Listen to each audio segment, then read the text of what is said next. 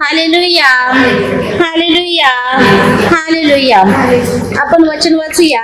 इर्मया 17 अध्याय वचन 10 ते 11.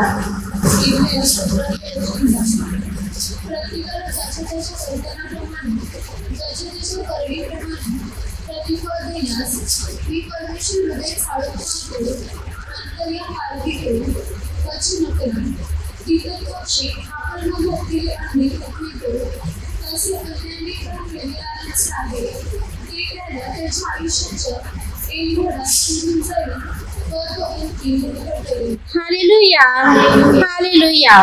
वचन सांगत आहे, प्रत्येकाला ज्याच्या त्याच्या वर्तनाप्रमाणे, ज्याच्या त्याच्या करणीप्रमाणे फळ देण्यास मी परमेश्वर हृदय चाळून पाहतो, अंतर्याम पारखतो. इतर पक्षी आपण न घातलेली अंडी उगवतो, तसे अन्यायाने धन मिळविणाऱ्याचे आहे. ते त्याला त्याच्या आयुष्याच्या ऐन भरात सोडून जाईल व तो अंतिम मूर्ख ठरेल. बघा, बायबलचं वचन प्रभू परमेश्वर वचनाद्वारे आपल्याला काय शिकवत आहे. वचनामध्ये सांगण्यात आलेलं आहे, सर्वप्रथम प्रभू सांगत आहे की मी ज्याच्या त्याच्या कृत्यांप्रमाणे, ज्याच्या त्याच्या करणीप्रमाणे फळ देण्यास पाहणारा परमेश्वर आहे. तुमचे अंतःकरण पारखणारा प्रभू परमेश्वर आहे. मी तुमचे हृदय चाळून पाहणारा प्रभू आहे. म्हणजे भलेही आपल्याला वाटत असेल एवढ्या साऱ्या लोकांमध्ये परमेश्वर माझ्याकडे लक्ष देईल का, एवढ्या साऱ्या लोकांमध्ये माझ्यापर्यंत परमेश्वराची नजर पोहोचेल का.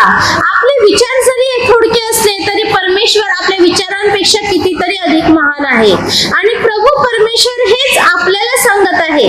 एवढे सारे लोक आपल्याला दिसतात पण परमेश्वरासाठी ते किंचितच आहेत. म्हणून अशा वेळेस आपल्याला सुद्धा हा विचार करायचा आहे की परमेश्वर पिता जर एवढ्या सर्व लोकांचा सांभाळ करू शकतो तर आपल्या सर्वांच्या वागणुकीकडे सुद्धा त्याची विशेष नजर असते. नीतिसूत्र 15 अध्याय वचन 3. परमेश्वराचे नेत्र सर्वत्र आहेत आणि ते सर्व बरे वाईट पाहत असतात. परमेश्वराचे नेत्र सर्वत्र आहेत आणि ते सर्व बरं वाईट पाहत असतात. म्हणजे परमेश्वराची नेत्र, परमेश्वराची नजर आपल्या प्रत्येकावर सुद्धा आहे. आणि प्रभू परमेश्वर पिता आपल्या प्रत्येकावर नजर ठेवून आहे. ह्याचा अर्थ परमेश्वर पिता आपल्या प्रत्येकाच्या करणीप्रमाणे आपल्याला फळ देणार. म्हणजे आपण कसं वागत आहोत, आपण कसं बोलत आहोत, आपल्या जीवनात आपण कसे वाटचाल करत आहोत, ह्या सर्व गोष्टींविषयी परमेश्वर पिता नजर ठेवून आहे. मग आपल्याला सुद्धा सावधगिरीने जीवन जगायचं आहे, सावधगिरीने वागायचं आहे. जेव्हा इस्रायल लोकांना परमेश्वर देवाने मिस्र देशातून बाहेर काढलं, तेव्हा प्रभू परमेश्वर देव ह्या इस्रायल लोकांना काय सांगत आहे. प्रभू सांगत आहे की माझा दूत तुमच्या जोडीला असणार. तुमची वागणूक, तुम्ही काय करता त्या सगळ्यावर नजर ठेवण्यासाठी. निर्गम ह्या पुस्तकामध्ये आपण जर वाचलं तर त्याच्यामध्ये उल्लेख केलेला आहे. ह्या इस्रायल लोकांविषयी परमेश्वर देव आपल्या दूताविषयी आपल्या काय सांगत आहे. वचनामध्ये आपण जर वाचलं तर वचनामध्ये काय सांगण्यात आलेलं आहे. निर्गम 23 अध्याय 20 वचनापासून पहा, वाटेने तुला सांभाळण्याकरिता आणि तयार केलेल्या स्थानात तुला पोहोचवण्याकरिता मी एक दूत तुझ्या पुढे पाठवत आहे. त्याच्या समोर सावधगिरीने राहा आणि त्याचे म्हणणे ऐक. त्याची अवज्ञा करू नकोस, कारण तो तुमचा अपराध माफ करणार नाही, कारण त्याच्या ठाई माझे नाम आहे. तथापि तू त्याचे म्हणणे लक्षपूर्वक ऐकशील व मी सांगतो ते सगळे करशील, तर मी तुझ्या शत्रूंचा शत्रू होईल आणि तुझ्या विरोधकांचा विरोधक होईल. बघा, वचनामध्ये प्रभू परमेश्वर सुद्धा सांगत आहे की ह्या इस्रायल लोकांना प्रभू सांगत आहे, वाटेने तुम्हाला सांभाळण्याकरता, तुमचं संरक्षण करण्याकरता आणि तुम्हाला मार्ग दाखविण्याकरिता मी आपला दूत पाठवत आहे. हा दूत, ह्याच्या समोर तुम्ही सावधगिरीने राहा, कारण तो तुमच्यावर नजर ठेवून आहे. परमेश्वर देव काय सांगत आहे इस्रायल लोकांना की त्याच्या विरुद्ध कोणत्याही प्रकारचं चुकीचं वर्तन करू नका, कारण त्याच्या ठाई माझं नाव आहे. म्हणजे परमेश्वर देव एक प्रकारे सांगत आहे की मीच त्याच्याद्वारे असणार आहे. तिथे भले देवदूताचं नाव आहे तरी मी स्वतः तिथे तुमच्यावर नजर ठेवण्यासाठी असणार आहे. प्रभू परमेश्वर देवाने ह्या इस्रायल लोकांना सांगितलं की त्याच्या समोर तुम्ही चांगल्या रीतीने वागत राहिले तर तुमच्या शत्रूंचा शत्रू मी होणार आणि तुमच्या विरोधकांचा विरोधी मी स्वतः बनणार, म्हणजे मी तुम्हाला हर दुःखात, हर संकटात, हर आजारात, हर समस्येच्या प्रसंगी, हर युद्धाच्या प्रसंगी मी तुम्हाला सहाय्य करणार. परमेश्वर देवाने ह्या इस्रायल लोकांना सांगितलं. मग तसंच जर परमेश्वर देव इस्रायल लोकांच्या जोडीला आपला दूत पाठवू शकतो, तर प्रभू आपल्याही जोडीला आपला दूत पाठवत असतो. प्रभू परमेश्वर देव आपल्याही जोडीला त्याचा दूत पाठवत असतो. आणि तो दूत आपण कसे वागत आहोत, कसे बोलत आहोत, ह्याविषयी आपल्या सर्वांच्या वागणुकीविषयी जाणकारी ठेवत असतो. आपण काय करत आहोत, कसं चालत आहोत, कसं वागत आहोत, या सर्व गोष्टींवर परमेश्वराच्या त्या दूताची नजर असते. आपण भलेही म्हणत असलो आम्ही इथे थोडके जमा झालेले आहोत, पण ह्या आपल्या थोडक्यांच्या जोडीला परमेश्वर देवाने प्रत्येकी 2-2 देवदूत पाठवून ठेवलेले आहेत. एकाचं काम आहे आपल्या सर्वांना सांभाळण्याचं आणि चांगल्या मार्गाकडे वळविण्याचं, तर दुसऱ्याचं काम आहे आपण कोणत्या वाईट गोष्टी करत आहोत, कसं वागत आहोत, कसं चालत आहोत, आपल्या वागणुकीकडे नजर ठेवण्याचं. परमेश्वराने आपली दूत ठेवलेली आहेत. मग आज आपल्या प्रत्येकाच्या जोडीला जर प्रभूने दूत ठेवलेली आहे, त्याचा अर्थ परमेश्वराची कडक नजर आहे आपल्या प्रत्येकावर. आणि तो आपल्याला हेच सांगत आहे की आपण स्वतःनी वाईट कृत्यांपासून दूर राहिलं पाहिजे. वचनामध्ये आपण निर्भया ह्या पुस्तकामध्ये वाचलं 17 अध्यायामध्ये, त्याच्या 11व्या वचनामध्ये काय उल्लेख केलेला आहे. वचनामध्ये सांगण्यात आलेलं आहे, इतर पक्षी आपण न घातलेली अंडी उगवतो, तसे अन्यायाने धन मिळविणाऱ्याचे आहे. ते त्याला त्याच्या आयुष्याच्या ऐन भरात सोडून जाईल व तो अंती मूर्ख ठरेल. एखाद्याला वाटतं की मी भरपूर पैसा कमावला, अन्याय करो की चांगलं करो, पण मला फक्त पैसाच कमवायचा आहे. समोरच्याचं वाईट होते का चांगलं होते त्याच्याने मला काय लेणं आहे, मला तर पैसा कमवायचा आहे, असे विचार ठेवून जो स्वतः अन्यायाने असा पैसा मिळविण्याचा प्रयत्न करतो, त्याला सुद्धा परमेश्वर देव सांगत आहे की तो स्वतः मिळविण्याचा प्रयत्न करतो आणि तो पैसा ऐन भरात अचानक सोडून निघून जातो. तो पैसा त्याच्या हातातून निसटून जातो आणि शेवटी तो मूर्ख बनला जात असतो. तशीच परिस्थिती पापमय जीवन जगणाऱ्याची आहे. सैतान आपल्या सर्वांचा नाश करण्यासाठी, आपल्या जीवनाचा नाश करण्यासाठी सदैव आपल्यावर टपून बसलेला आहे आणि आपल्या सर्वांचा नाश कसा व्हावा ह्याकडे त्याची नजर आहे. परंतु प्रभूची सुद्धा आपल्यावर नजर आहे की आपल्याला त्या सैतानाच्या हातून कसं बचाव होऊन आपल्याला चांगल्या मार्गाकडे आणता येईल, आपण वाईटामध्ये न पडता चांगल्यामध्ये कसे चालता यावं, ह्या सर्व गोष्टींकडे प्रभू सुद्धा नजर ठेवून आहे. प्रभू सुद्धा आपल्या प्रत्येकावर नजर ठेवून आहे.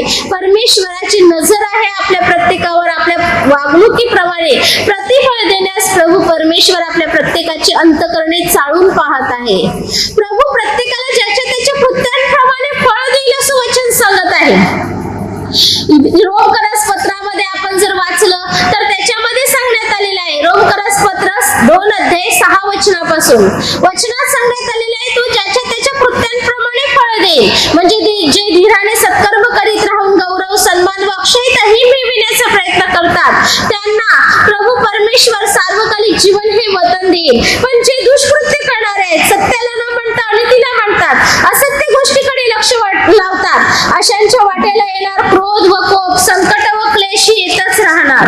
पण जे सत्कृत्य करणारे असतील त्यांना मिळणार आहे गौरव, सन्मान, अक्षयता. वचन सांगत आहे, तो प्रत्येकाला ज्याच्या त्याच्या कृत्यांप्रमाणे फळ देईल.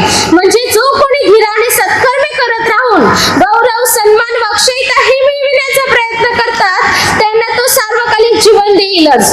परंतु जे तट पडणारे आहेत व सत्याला न म्हणता अनितीला मानतात, त्यांच्यावर क्रोध व कोप, संकट व क्लेश येतील. म्हणजे दुष्कृत्य करणारा मनुष्य प्रथम यहुदी आणि मग हेल्लने अशा प्रत्येकाच्या जीवावरती येतील. पण सत्कृत्य करणारा प्रत्येक प्रथम यहुदी आणि मग हेल्लने, ह्यांना गौरव, सन्मान व शांती ही मिळतील. गौरव, सन्मान आणि शांती मिळणार. पण कोणाला? ज्यांनी सत्कृत्य केलेले आहे, ज्यांचं वर्तन सत्याचं आहे, ज्यांनी प्रभूचा मार्ग सोडून न देता प्रभूमध्ये जीवन जगण्याचे विचार ठेवलेले आहेत, त्यांच्या वाटेला येणार गौरव, सन्मान, अक्षयता. मग आज आपल्याही वाटेला ती गोष्ट यावी ह्यासाठी आपल्याला चांगल्या गुणांनी जीवन जगणं गरजेचं आहे. पापमय गोष्टी आपल्या जीवनातून काढून टाकणं गरजेचं आहे. कारण जोपर्यंत आपण आपल्या जीवनातून पाप काढून टाकणार नाही, तोपर्यंत प्रभूचा क्रोध, प्रभू परमेश्वराचा क्रोध भडकत राहणार. पण ज्या क्षणी आपण आपलं पाप काढून टाकून आपण सत्याकडे वर्तन बदलविणार, आपण सत्याकडे जाणार, सत्य आचरणार, तेव्हा परमेश्वराचा आशीर्वाद, परमेश्वराचा अनुग्रह आपल्या प्रत्येकावर होणार. प्रभूचा अनुग्रह आपल्यावर होणार. म्हणून स्वतःला बदलविण्याचा प्रयत्न करायचा आहे, स्वतःमध्ये सुधारणा घडविण्याचा प्रयत्न करायचा आहे. हो, पापात होतो, पण आता संधी मिळालेली आहे, त्या संधीचा वापर करायचा आहे. योना संदेष्टाला जेव्हा परमेश्वर देवाने निनवे शहरामध्ये पाठविलं आणि निनवे शहरातील लोकांना वाचविण्याचा मार्ग सांगण्यास सांगितलं, सुरुवातीला योना संदेष्टा नकारत आहे अथवा तो तार्शिशेस पळून जात आहे. परंतु त्याला जेव्हा त्याच्या चुकीची प्रभूने जाणीव करून दिली आणि जेव्हा ह्या योना संदेष्टाने प्रभू परमेश्वर देवाजवळ पश्चाताप केला, तेव्हा परमेश्वर देवाचं दुसरुंद कार्य करण्यास प्रभूने या योना संदेष्टाची तयारी केली आणि ह्या योना संदेष्टाला पुन्हा निनवे शहरात पाठविलं. ह्यावेळेस कुठे पळून न जाता योना संदेष्टा निनवे शहरात गेला. निनवे शहरातील लोकांना सांगितलं 40 दिवसाचा अवकाश आहे, नंतर निनवे धुळीस मिळणार. बायबल सांगत आहे मोठ्यापासून कनिष्ठापर्यंत, राजापासून झोपडीत राहणाऱ्या गरीब मनुष्यापर्यंत हर एक व्यक्तीने पापाचा पश्चाताप करण्यास सुरुवात केली. गोंधटाट नेसले, राखीत जाऊन बसले, पाप कबूल करण्यासाठी उपास तपास नेमले. कोणी पाणीही प्यायचं नाही असे हुकूमही राजाकडून देण्यात आले. वचनामध्ये सांगण्यात आले, राजाने तर फर्मान जाहीर केलेला होता की कोणीही काहीही खायचं प्यायचं नाही. न जाणं आपलं वर्तन पाहून परमेश्वराचा क्रोध शांत होईल आणि त्याने जे आपल्यावर संकट आणण्याविषयी विचार केलेला आहे त्यापासून प्रभूला अनुताप होईल. आणि खरोखर ह्या लोकांनी जी वागणूक दाखवली, स्वतःला बदलविण्याचा प्रयत्न केला, त्याचा फळ ह्या लोकांना प्राप्त झालं. ते म्हणजे परमेश्वर देवाने सांगितलेलं होतं की मी त्यांना सोडणार नाही अथवा मी त्यांना नष्ट करणार. परंतु जेव्हा त्यांनी स्वतःला सुधारवलं तेव्हा ह्या सर्व लोकांचा बचाव केला प्रभू परमेश्वर देवाने. योना संदेष्टाने जेव्हा ह्या गोष्टींसाठी अडथळा निर्माण केला तेव्हा परमेश्वर देवाने योना संदेष्टाला सुद्धा त्याचं कारण दाखवून दिलं. योना संदेष्टाला वाटलं की परमेश्वर कनवाळू आहे म्हणून लोकांनी थोडं काही पाप कबूल केलं, परमेश्वर लगेच नरम पडला. प्रभू परमेश्वर लगेच शांत झाला आणि लोकांना माफ केलं. असं अशा प्रकारचे योना संदेष्टाचे विचार बनलेले आहेत.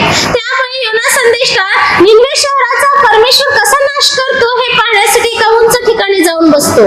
त्या ठिकाणी योना संदेष्टाला गरमी लागते, म्हणून ऊन लागते, म्हणून प्रभू परमेश्वर एक तुम्ही नावाची वेल तयार करतो आणि ती वेल एका रात्रीत उगवली जाते, ज्याद्वारे योना संदेष्टाला भरपूर आनंद होतो.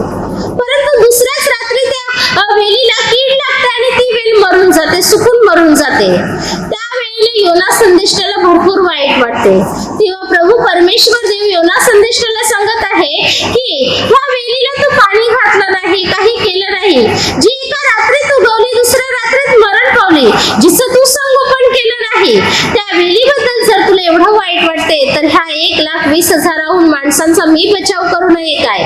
जर ते स्वतःला सुधरवत आहेत, जर ते स्वतःला बदलवत आहेत, तर मी त्यांचा बदल पाहून त्यांच्यावर संकट आलेलं आहे ते दूर करू नये काय? मी नक्कीच करणार, प्रभू परमेश्वर सांगत आहे.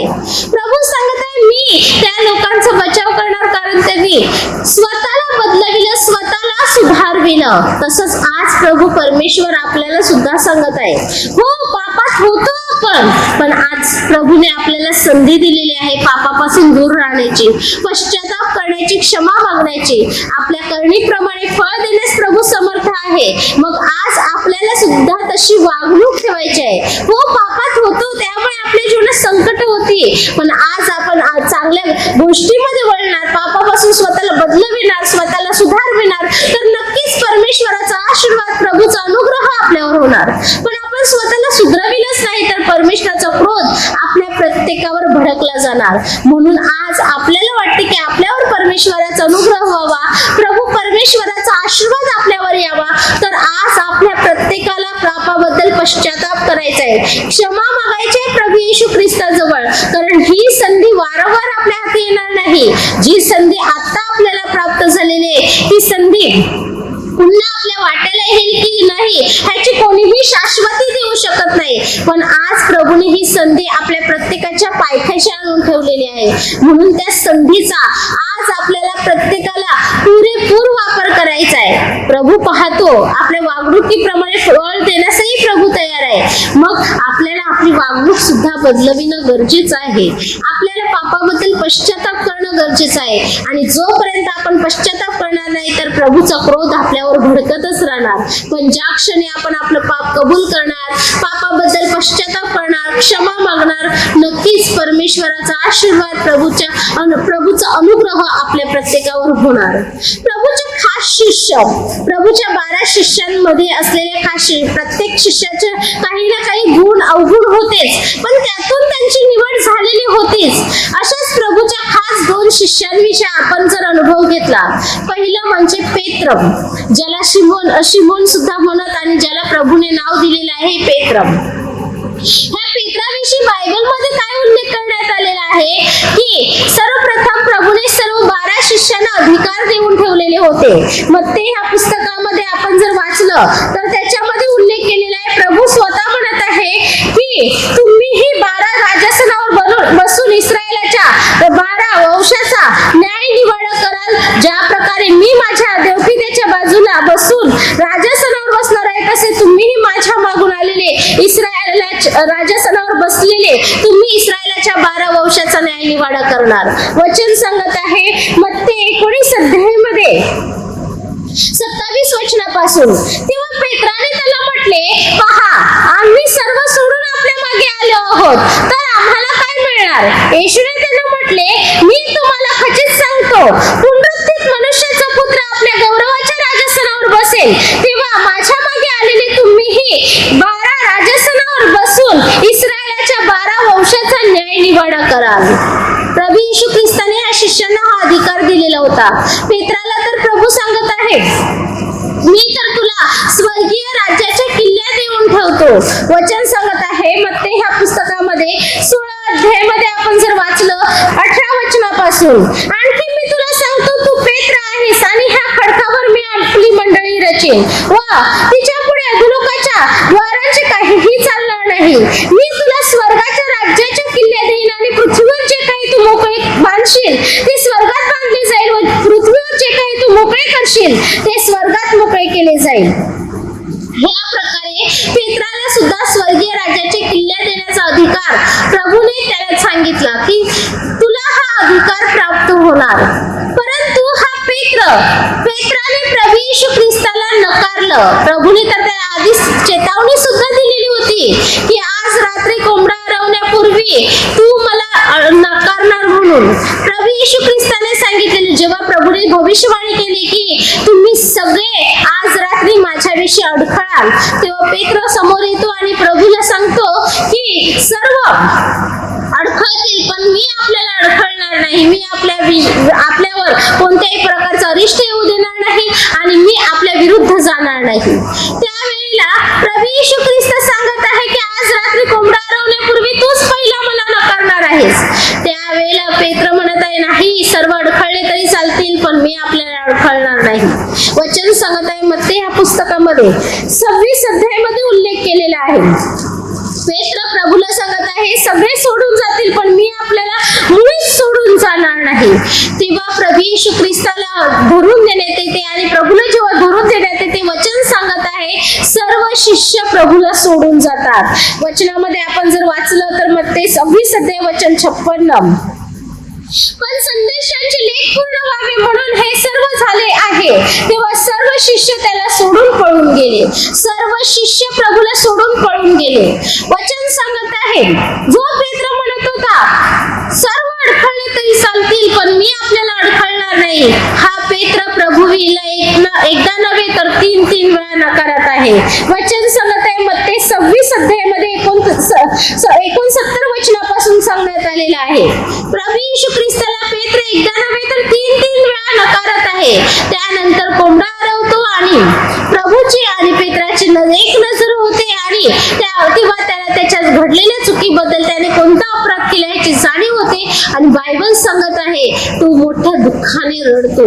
एक प्रकारे हा पेत्र प्रभू येशू ख्रिस्ताजवळ पश्चाताप करतो, आपलं पाप कबूल करतो, पापाबद्दल पश्चाताप करतो, क्षमा मागतो आणि प्रभू त्याला क्षमाही करत आहे. आणि ज्या पेत्राने प्रभूला 3 वेळा नकारलं, त्याच पेत्राकडून प्रभूने 3 वेळा कबूल करून सुद्धा घेतलं.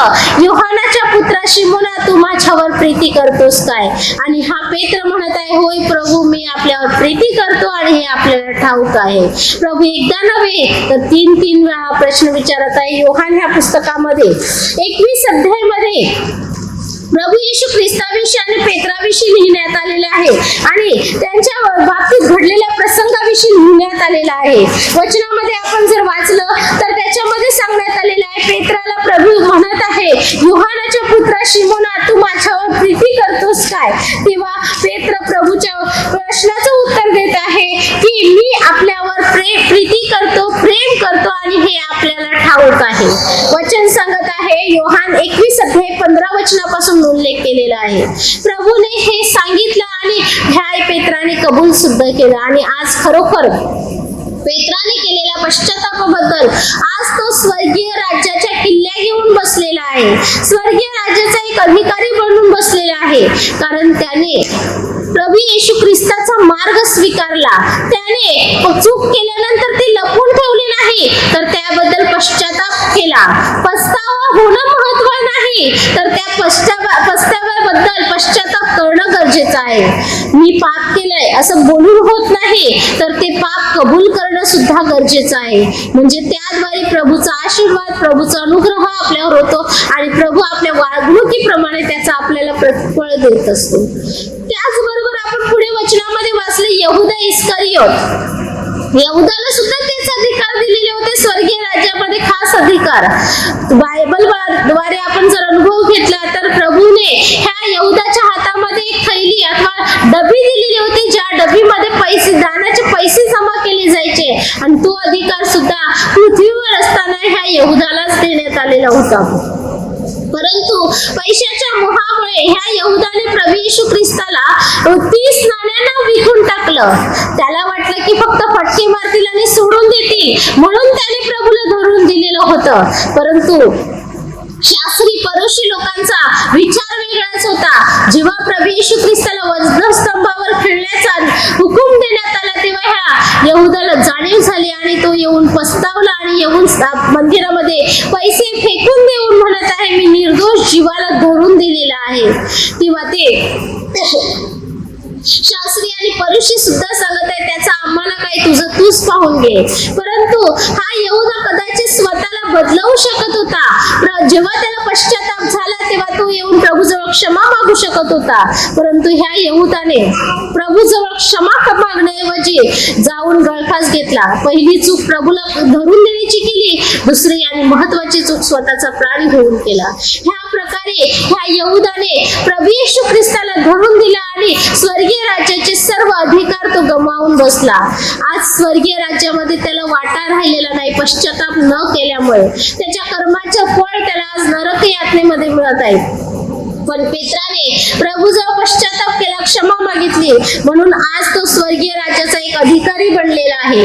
म्हणून आज आपल्याला सुद्धा प्रभू येशू ख्रिस्त हेच सांगत आहे की आपल्याला सुद्धा पापाबद्दल पश्चाताप करायचा आहे, क्षमा मागायची आपल्या प्रभू येशू ख्रिस्ताजवळ. कारण ही संधी प्रभू आपल्याला वारंवार देणार नाही. जी संधी आज आपल्याला मिळालेली आहे त्या संधीचा आज आपल्याला वापर करायचा आहे. पाप कबूल करायचंय, पापाबद्दल पश्चाताप करायचाय. प्रभू येशू ख्रिस्ताने ही संधी आपल्या पायथ्याशी आणून दिलेली आहे, त्या संधीचा पुरेपूर वापर करायचा आहे. कारण जेव्हा आपण आपलं पाप कबूल करतो, पापाबद्दल पश्चाताप करतो, तेव्हा परमेश्वर त्याच्या आशीर्वादाने आपल्याला भरून काढतो आणि आपल्या प्रत्येकाच्या जीवनामध्ये कार्य घडवून आणत असतो. म्हणून आज आपल्याला प्रभूने आपल्या जीवनामध्ये आपल्या वागणुकीप्रमाणे फळ द्यावं आणि आपली वागणूक चांगली व्हावी, ह्यासाठी आज आपल्याला प्रभू जवळ विशेष प्रार्थना करायची आहे. पापाबद्दल पश्चाताप करायचा आहे, क्षमेची याचना करायची आहे. कारण त्याद्वारे प्रभूचा आशीर्वाद, प्रभूचा अनुग्रह आपल्यावर होत असतो. बायबलद्वारे आपण जर अनेक उदाहरणे अनुभवली तर त्यामध्ये आपल्याला समजेल की खरोखर प्रभू परमेश्वर आपल्याला सहाय्य करतो, पण आपल्या चुकांमुळे ती सहाय्य आपल्या जीवनातून निघून जात असते. म्हणून आज आपल्याला सुद्धा प्रभू परमेश्वर पित्याजवळ पापाबद्दल पश्चाताप करायचा आहे. प्रभूने ही संधी आपल्याला दिलेली आहे, त्या संधीचा वापर करायचा आहे. प्रभूने ही संधी आपल्या पायथ्याशी आणून दिलेली आहे. मग पाप कबूल करायचं, क्षमा मागायचे. प्रभू ज्या प्रकारे पेत्राला प्रभूने क्षमा केली आणि आज पेत्र स्वर्गीय राज्याचा वाटेकरी बनलेला आहे, तशाच प्रकारे आपल्याला सुद्धा प्रभूजवळ क्षमा मागायचे, ज्याद्वारे प्रभू सुद्धा आपल्याला क्षमा करेल. प्रभू आपल्या करणीप्रमाणे आपल्याला फळ देणार. जर प्रभूने सांगितलंय तर आपली करणी बदलायची आहे, आपली वागणूक बदलायची आहे, आपल्यामध्ये सुधारणा घडवायची आहे. आपल्या प्रत्येकाच्या कर्माप्रमाणे जर फळ देण्यास प्रभू समर्थ आहे, तर आपली करणी, आपली कर्म, आपली वागणूक सुधारून चांगल्या मार्गाकडे वळायचं आहे. कारण त्याद्वारे परमेश्वराचा आशीर्वाद, प्रभूचा अनुग्रह आपल्यावर होत असतो. प्रभू परमेश्वर त्याद्वारे आपल्या जीवनामध्ये कार्य घडवून आणत असतो. जक्कय वचन सांगत आहे. ह्या जक्कयाविषयी आपण जर बायबलद्वारे वाचलं तर लूक ह्या पुस्तकामध्ये 19 अध्यायामध्ये 1 ते 10 वचनापर्यंत आपण जर वाचलं तर ह्या जक्कयाविषयी सांगितलेलं आहे की तो एक श्रीमंत मनुष्य होता आणि लोकांना लुबाडणारा मनुष्य होता. पण जेव्हा त्याने प्रभूला पाहिलं त्यावेळेला प्रभूने जेव्हा उमराच्या झाडाखाली प्रभू आले आणि त्यावेळेला प्रभूने आपली दृष्टी वर केली आणि त्या जक्कयाला सांगितलं, जक्कया त्वरा करून खाली ये, कारण आज मला तुझ्या घरी उतरायचं आहे. जक्कय लगेचच खाली उतरला आणि प्रभूचं स्वागत आपल्या घरी केलं. प्रभूचं पाऊल त्याच्या घरात पडताच ह्या जक्कयाचं परिवर्तन झालं. आता तो म्हणत आहे, जक्कय काय म्हणत आहे, प्रभूजी मी माझं अर्ध द्रव्य गोरगरिबांना देतो आणि ज्या कोणाला मी लुबाडलेले आहे त्यांचं मी चौपट परत करतो. ह्या प्रकारे ह्या जक्कयाचं परिवर्तन झालं आणि प्रभू म्हणत आहे आज ह्या घराला तारण प्राप्त झालेलं आहे, कारण हा सुद्धा अब्रामाचा पुत्र आहे. कारण ह्या जक्कयाने स्वतःला बदलविलं. त्याची करणी, त्याची वागणूक कशी होती, लोकांना लुबाडण्याची, जकात वसूल करताना एकाची 2 मागण्याची, ही त्याची वागणूक होती. परंतु जेव्हा तो प्रभूला पाहत आहे त्यावेळेला त्याची वागणूक बदलत आहे, त्याच्या वागणुकीमध्ये सुधारणा घडत आहे आणि त्या सुधारणेच्या द्वारे त्याचं जीवन परिवर्तित होत आहे. प्रभू येशू ख्रिस्ताजवळ तो वेळ आज नक्कीच भले त्याने जागतिक धन ठुकरून दिलं अथवा ते जागतिक धनाकडे त्याने लक्ष दिलं नाही, परंतु सार्वकालिक धन त्याच्या पायथ्याशी येऊन बसलेलं असावं. कारण त्याने स्वतःला बदलविलं, स्वतःला सुधारविलं. तसंच आज प्रभू आपल्याला सुधारण्याची संधी देत आहे. हो, प्रभू देतो करणीप्रमाणे फळ. मग आपली करणी, आपली वागणूक बदलविणं गरजेचं आहे. मग आज आपल्याला स्वतःला बदलवायचंय, स्वतःला सुधारायचंय, ज्याद्वारे परमेश्वराचा आशीर्वाद, परमेश्वराचा अनुग्रह आपल्या प्रत्येकावर होणार आणि प्रभू परमेश्वर पिता आपल्या जीवनामध्ये नक्कीच कार्य करणार आणि आपल्याला प्रतिफळ दिल्यापासून इथून जाऊ देणार नाही. म्हणून आपल्याला स्वतःला बदलवायचंय, स्वतःमध्ये सुधारणा घडवायची आहे. Hallelujah, hallelujah. आता माझ्या हातून काही चुकलं असेल तर मला क्षमा असेल.